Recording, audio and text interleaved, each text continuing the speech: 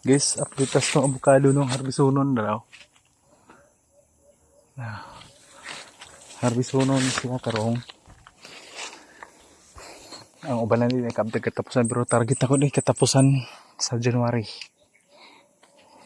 Okay yan guys. Atong dagko na. Daghan na guys.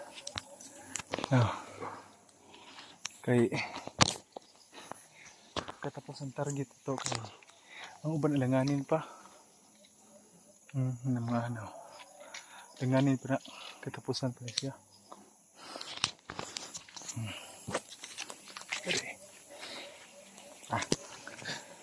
Nani mo dagko kayo.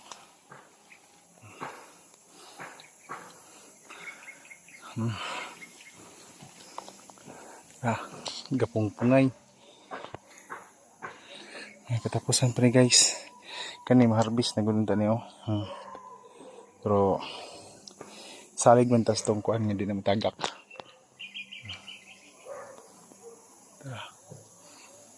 Daghan gini. Ini sa kapunuan mga estimate lang sa mga 40 to 50 kilos ni. Full pack na. Bulak pa.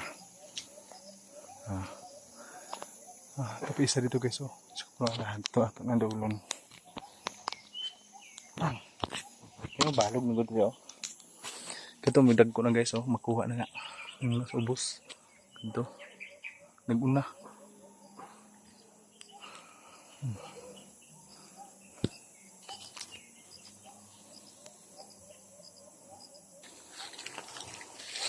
Dagko kayo. Dagko kayo guys. Dagko kayo na. Yung bahog na. Kaya ubos guys is mga first week sa February na. Nakuhaan na ako kining punuan na guys na harbisan ako ng 80 kilos na napay harbisonon po do. Ano siya? 80 kilos na harbisan punuan na. Kita sa kani harbisonon katapusan is kuha ng mga 40 to 50 kilos punuan na.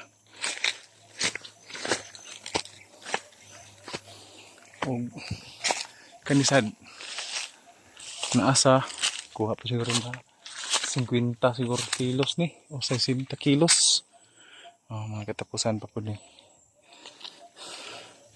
Gwapa kayo. Kani magidag ko na. Katapusan pa ni. Full pack ni guys.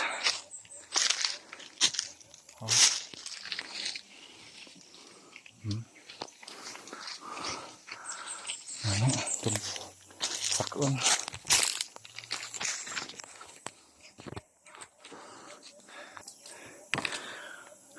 Guys. Di lang maklaro siya kay bagag dahon. Pero mas baga ni sigbunga kaysa atong isa dito.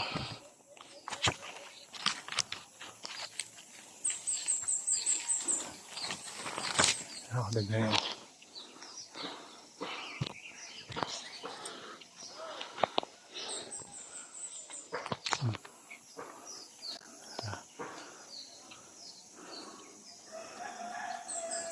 Dagko na lang guys.